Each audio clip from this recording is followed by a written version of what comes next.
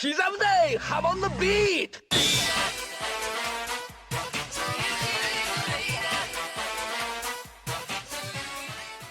After a long wait, the first episode of the Steel Ball Run anime has been released on Netflix. Part 7 has always been one of my favorite stories in JoJo, so this is something that I've had in the back of my mind for years at this point. So it's exciting to see it finally be real after so long. So in this video, I just want to sit down and go over my complete thoughts on the premiere, talk about some of the major differences when compared to the manga, and discuss the future of the new adaptation.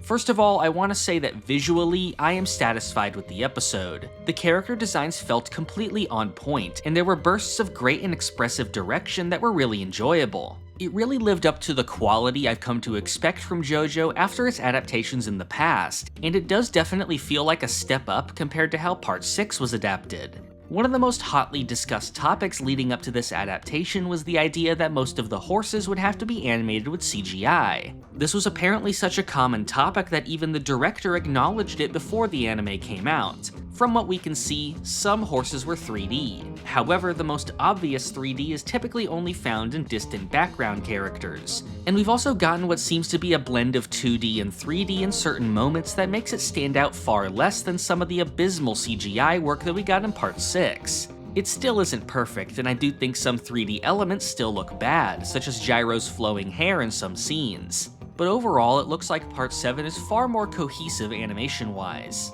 Like I said before, the direction here is really excellent, and it was able to capture all of the key moments of the first stage with the speed and energy that it deserves. I've said before that Stage 1 is actually one of my favorite parts of the race overall, since it was one of the few times that we just got pure horse racing, while the other stages are long, slower journeys with bursts of racing near the end. As a result, I always found the pacing of the beginning of the manga really great, and it gave more focus to the individual racers, which I really appreciate. One of the most bold choices from the new anime was the decision to adapt the first stage as one long 47-minute episode.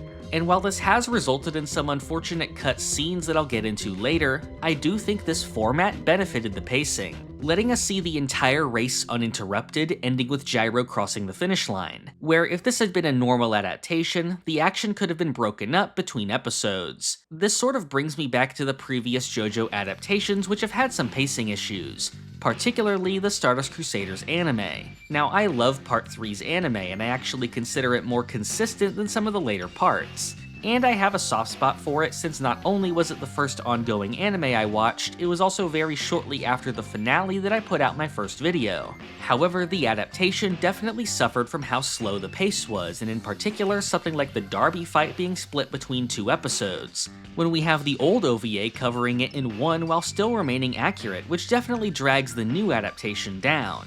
The modern JoJo anime is extremely accurate to the source material, which I do consider one of its strengths since it is clearly made as a labor of love, although I do think there is something to be said for it standing on its own.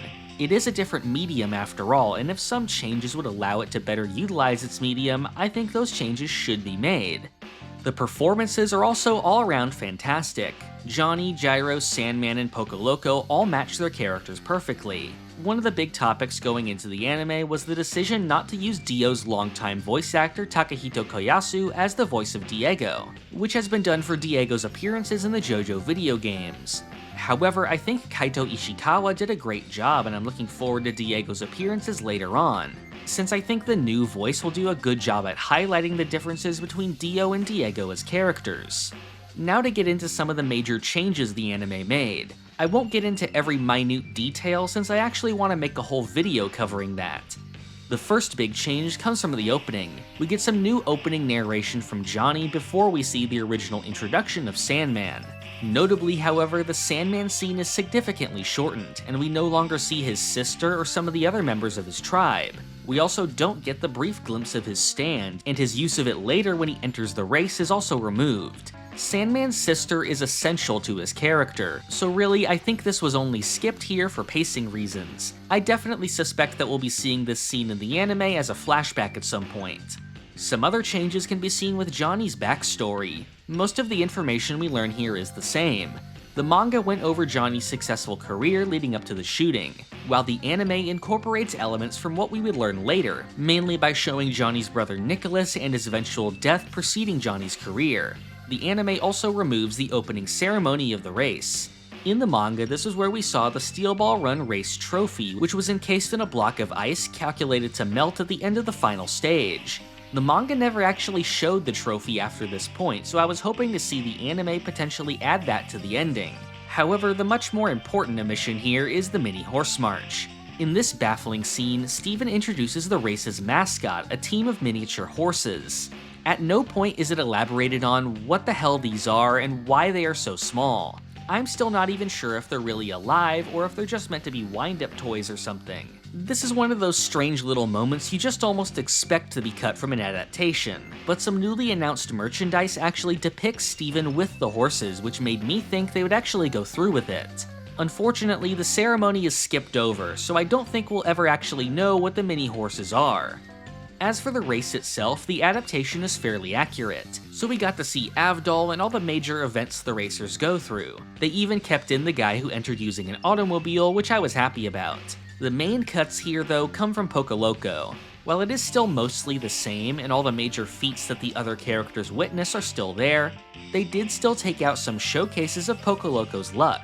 In the manga, when he first catches up to the pack of racers, horses kick manure into his mouth, but we see that a gold coin was mixed in. A nearby female racer also gets dirty, leading to her exposing her chest. And another guy gets manure on his face, revealing that he matches a nearby wanted poster that warns he may have shaved his beard. I always found this scene of back-to-back luckiness really funny, although it is understandable that it was cut. The real big omission when it comes to Poco Loco, though, is the introduction of his stand Heya. In the manga, after reaching the downhill section, Poco Loco spots the stand for the first time, which tells him to use the nearby dead cow to slide ahead. The anime almost entirely removes this, and we only hear the stand speaking to him. Since the stand appears again later, I definitely expect this moment to still be shown, either through a flashback to this moment or by slightly remaking it into a new scene. It was mentioned previously that Poco Loco is a favorite of the anime's longtime screenwriter Yasuko Kobayashi, and that he comes across stronger in the anime and is getting quite a few moments, so it's possible that his role will be expanded in the future. One thing I am disappointed by is the lack of any sort of cameos from the other contestants in the race. I made a video a while ago going over all of the Steel Ball Run racers and their performance throughout the race. Multiple named characters who don't appear until sometime later actually had their placements shown for these earlier stages. For example, Hot Pants actually placed 6th in the first stage right behind Johnny. Of course, when that was first shown in the manga, Hot Pants wasn't part of the story yet and was just a name on the scoreboard. But I feel like they should have taken the opportunity to give at least a glimpse of her in the background since she is still a major character. The same is true for multiple racers in the first stage, like Gaucho, Mrs. Robinson, the Boom Boom family, and many of the minor characters we only get brief glimpses of later. So I hope that as the anime progresses, we get to have a better look at them, since it definitely makes the race feel more alive than having a bunch of faceless background characters. Now for the biggest question on every JoJo fan's mind right now: when are we getting more episodes? I was sick last week, so I didn't have the opportunity to put out a video on the anime right away. However, this does give me the benefit of waiting for some news to come out ahead of time, since on March 28th we got our first look at the future of the anime with a teaser for the second stage.